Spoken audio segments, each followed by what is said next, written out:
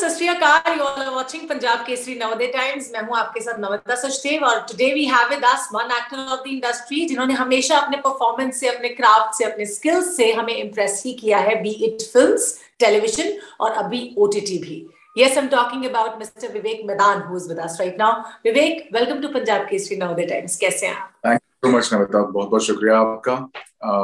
आज हम ये मुलाकात कर पा रहे हैं। मेरा पहला ऐसा एक इंटरव्यू है पंजाब केसरी के साथ, and I'm very happy to be here. Thank you so much. It's an honor to have people like you here in the interview. Thank you Namita. So Vivek, my first question is like मैंने trailer देखा अरण्यक का, and the way it has been received by the audience, that's really nice. Congratulations. But we can't see much of your. So tell us about your. हाँ जी, वैसे अगर आप गौर से देखें तो मैं उसमें 3 शॉट्स में क्लियरली नजर आ रहा हूँ, लेकिन ट्रेलर को इस तरीके से डिजाइन किया गया है कि उसे बहुत ही रहस्यपूर्ण तरीके से वो पेश किया है।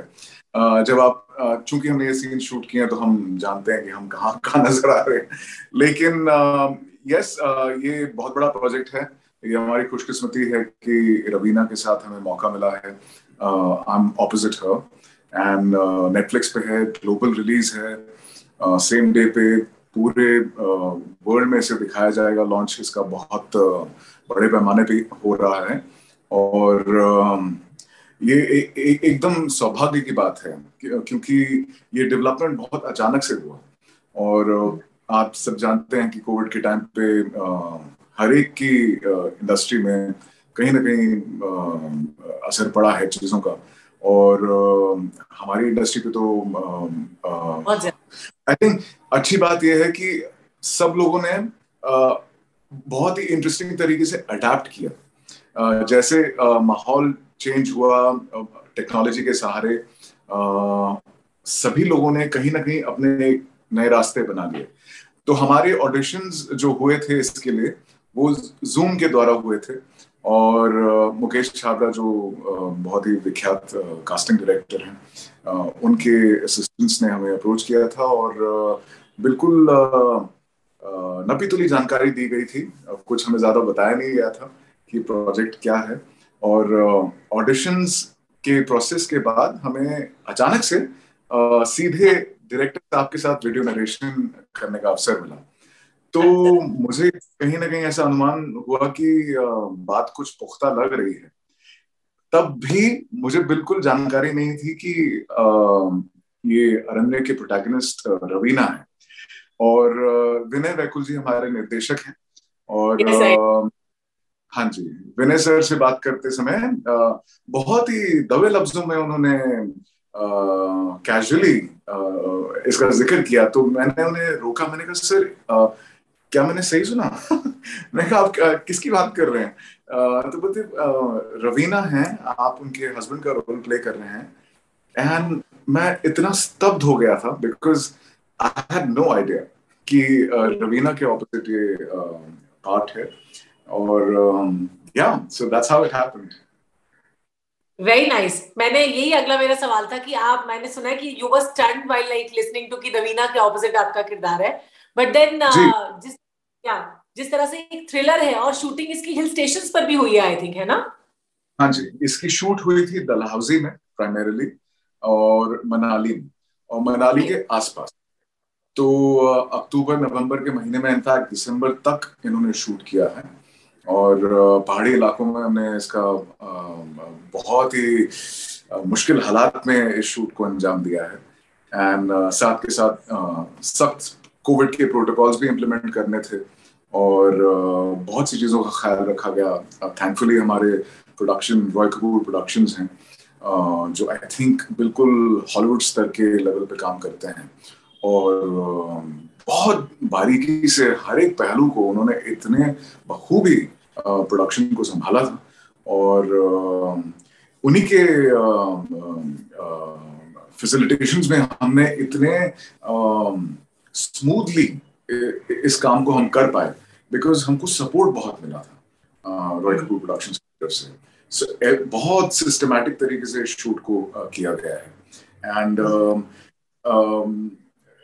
विंटर्स होते थे, ठंड बहुत थी चैलेंजिंग वेदर कंडीशंस थे, बर्फ हो जाती थी, लेयर्स हमने इतने पहन रखे थे, और बहुत छोटे छोटे कोविड प्रोटोकॉल्स भी। कोविड प्रोटोकॉल्स में खैर इन्होंने बाकायदा एक्टर्स के लिए सेक्शंस बना रखे थे, एंड जो टेक्निकल टीम मेंबर्स थे वो लोग बेचारे बिल्कुल यहाँ सर से पैर तक उसमें ढके रहते थे। एक्टर्स को ये लिबर्टी थी कि फिर भी चूंकि सीन्स के दौरान हमें वैसे रहना पड़ता है, जैसे ही सीन्स खत्म होते थे फिर सभी को मास्क अप करके फिर दोबारा। So it was very systematically organised.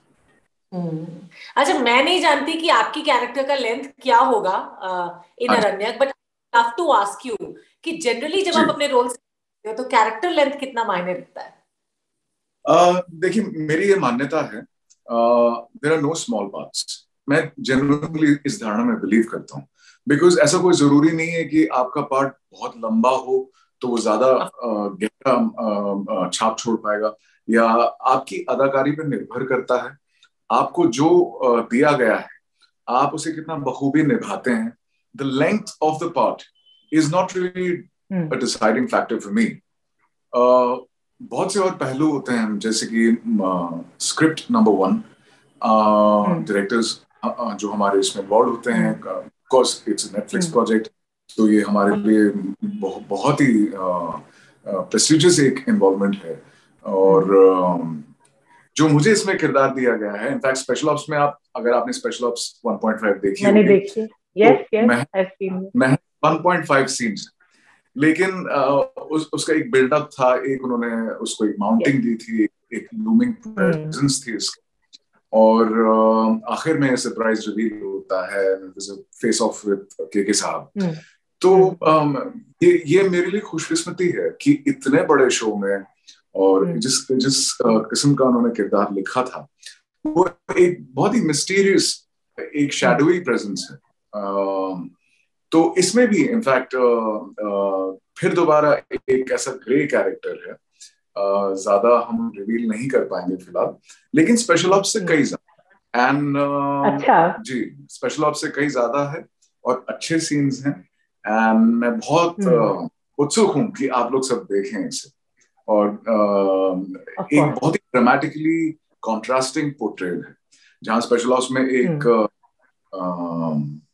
International level का व्हीलर डीलर था, एक ऐसी अजीम शान हस्ती जिसे CIA KGB के साथ उठना बैठना है, और इंडिया की रॉ ढूंढ रही है बड़ी मुश्किल से, और ये फिर भी कहीं ना कहीं बहुत गुप्त तरीके से अपने कारनामों को अंजाम देता है।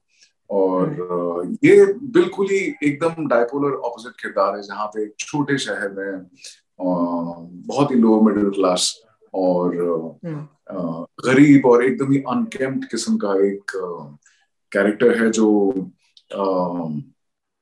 इनका दाम्पत्य जीवन थोड़ा सा तनावपूर्ण है, और इसके पीछे वजह क्या है वो फिर ऑफ कोर्स कहानी के द्वारा आपको पता चलेगी। अच्छा Vivek, if I ask you, like, are you happy with the kind of roles that you have played so far, especially in films? I am very happy.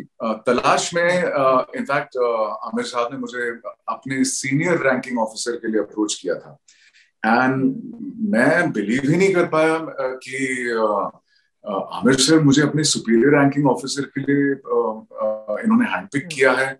तो ऑफ कोर्स हम सब जानते हैं कि वो बहुत ज्यादा पर्टिकुलर है अपने कास्टिंग और अपने चीजों को लेकर, और वो पूरी तरह से समर्पित रहते हैं अपने प्रोजेक्ट्स, जिस किसी प्रोजेक्ट को वो अपना समय डेडिकेट करते हैं। तो मैंने कहा कुछ ना कुछ सोच जरूर होगी इसके पीछे, एंड इनफैक्ट ये मेरी लिमिटेड अंडरस्टैंडिंग थी पुलिस हायरार्की के बारे में।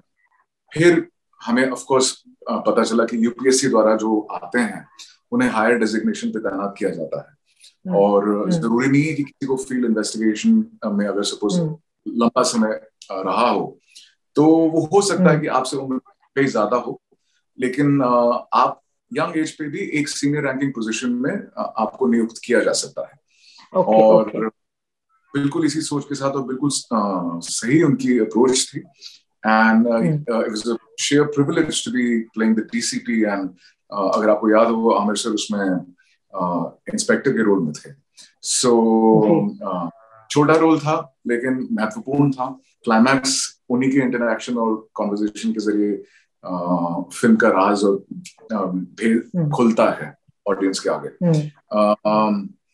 इसमें स्पेशल ऑप्स 1.5 में एक अगेन एक ब्रीफ अपीयरेंस है, लेकिन again it's strategically very impactful. इसमें भी बहुत ही दिलचस्प है। फॉर्चुनेटली स्क्रीन टाइम इसमें काफी ज्यादा है। वैसे आप 40 के पार हैं या 40 से कम है? Yes, I have just crossed 40. So क्या बात है। 40 is the new naughty.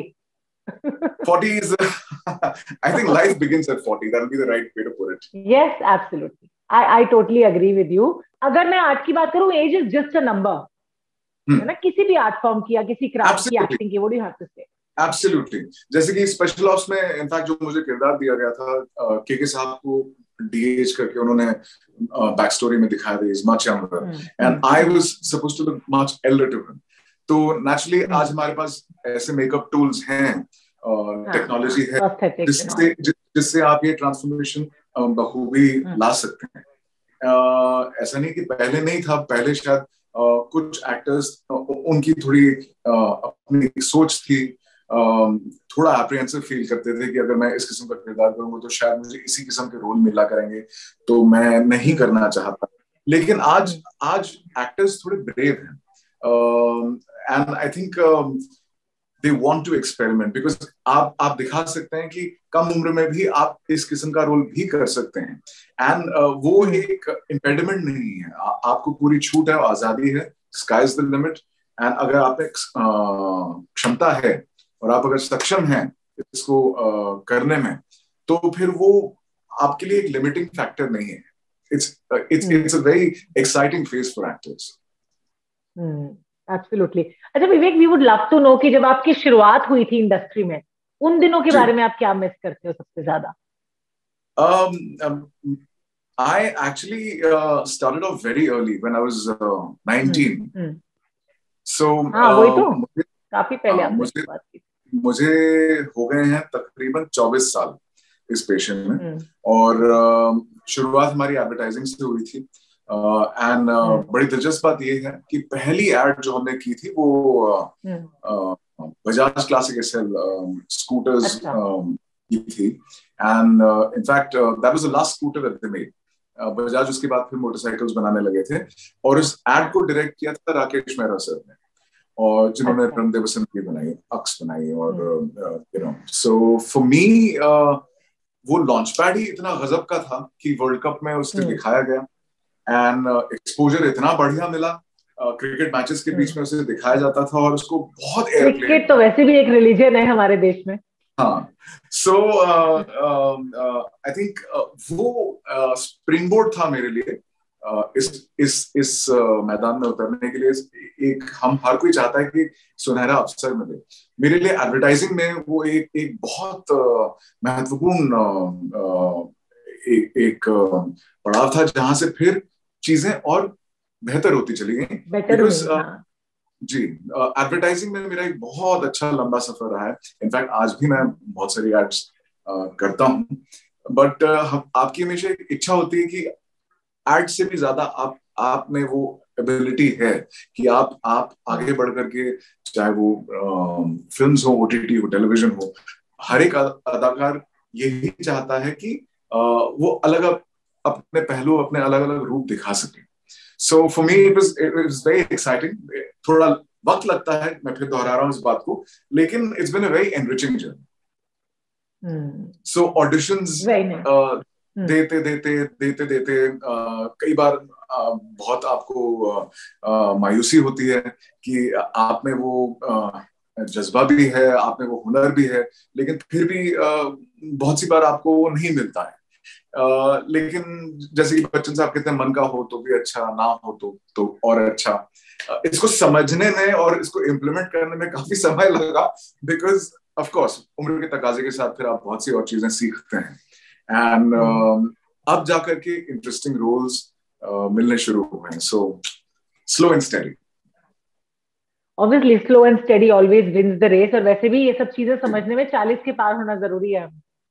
मैं बिल्कुल बहुत ही संजीदगी से कह रहा हूँ कि मैं इसमें मानता हूँ कि ये एक एक्टर 40 के बाद और ज्यादा खूबसूरत होता चला जाता है।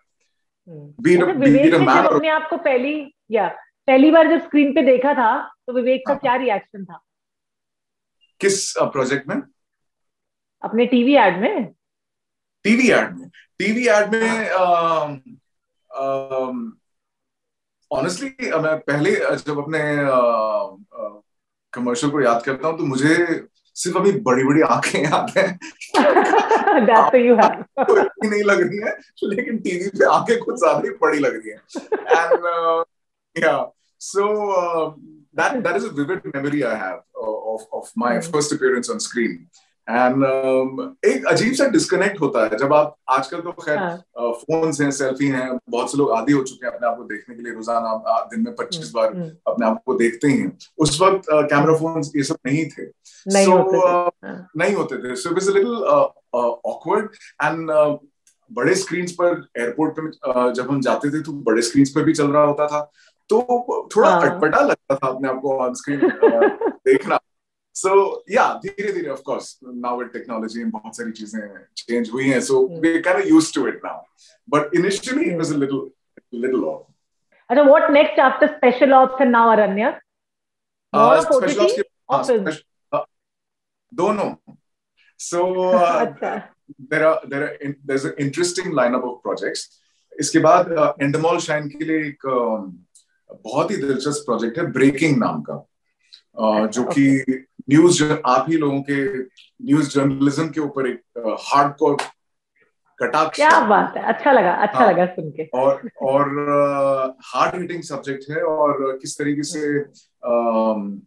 अनफॉर्चुनेटली टीआरपीस की होड़ में कभी कभी कुछ चीजों को कैसे मैनिपुलेट किया जाता है, तो इसके ऊपर एक तीव्र कटाक्ष है। And I'm very excited about that. I am not. हम देखना चाहेंगे ना? Of course, आप देखना चाहेंगे. In fact, it is a very empathetic look towards the whole subject. And Gurudev Bhalla साहब कर रहे हैं इसे direct. And ये Endemol Shine का project है. This is again an OTT show.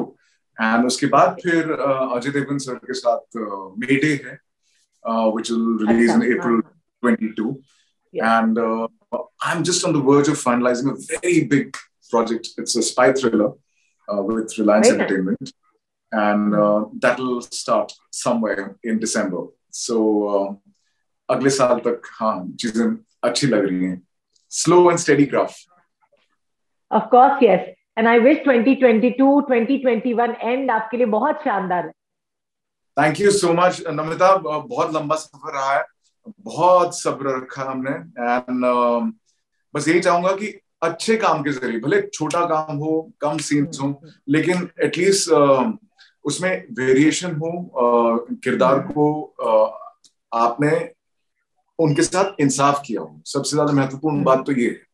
तो आप अरण्यक के बारे में जरूर फीडबैक दीजिएगा, चाहे इंस्टाग्राम के जरिए या wherever, but I'll look forward to your feedback.